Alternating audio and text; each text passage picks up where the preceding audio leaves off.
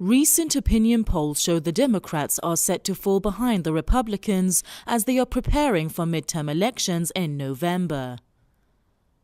And this has already triggered speculations that taking Congress back from the Republicans will be more difficult for Democrats than anticipated. Previous polls showed the Democrats were ahead of the Republicans in January by 12%, but the gap has now dropped to only 4%. The key battlefield is believed to be the House, where Democrats need to flip just 24 seats to regain the majority. In the Senate, they need 2 seats to claim the majority.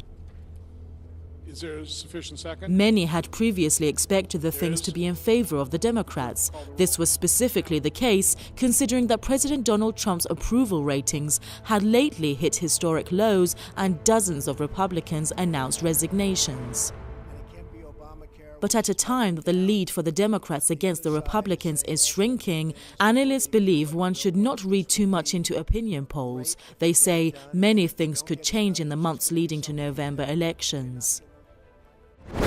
The Republican Party has been able to pass a very unjust federal budget and tax break for the wealthy because they've controlled the House and the Senate and the White House.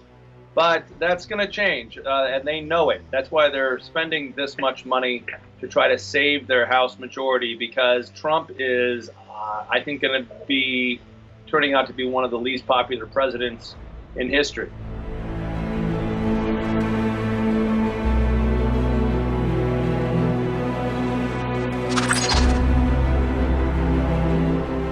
There have also been indications lately that the Republicans are already spending huge amounts to promote their party before November midterm elections.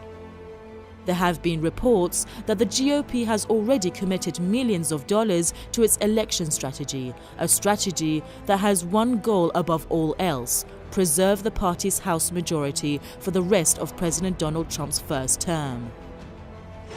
The Republicans are taking the fight to Senate Democrats in Republican-leaning states. This is while much of the national GOP's resources are focused on protecting Republican-held House seats in states including Florida, California, and New York. But much financial resources is still believed to be needed to guarantee GOP victory, and for this, the president and senior party leaders are expected to go under immense pressure to raise required funds.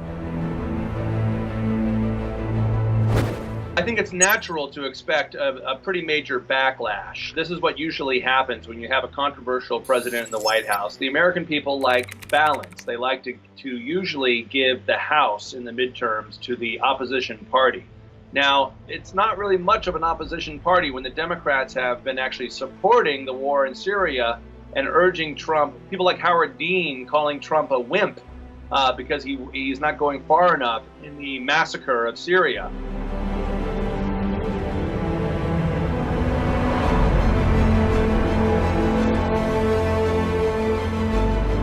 Many agree that the resignations by key Republicans like Paul Ryan dealt a heavy blow to GOP hopes for November polls.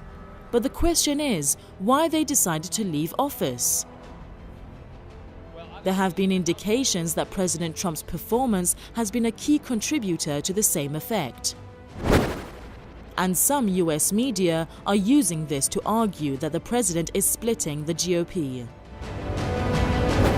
I really think the Republican Party is going to pay dearly in the midterm elections. I think it's going to be bad news for the Republicans. We saw this in the special election that we just had in Pennsylvania, in which the Trump White House, again, poured a lot of money and information and resources into that special election, but they still lost. That's what's going to happen in the midterm election. When President Trump took office, many said his positions had clearly made the United States a divided nation. Unity soon became a scarce commodity, and a sense of fear started to emerge among Americans over the prospects of the leadership of a president who gradually found himself surrounded by scandals. That sense of fear has grown larger today and could show some impacts in November elections.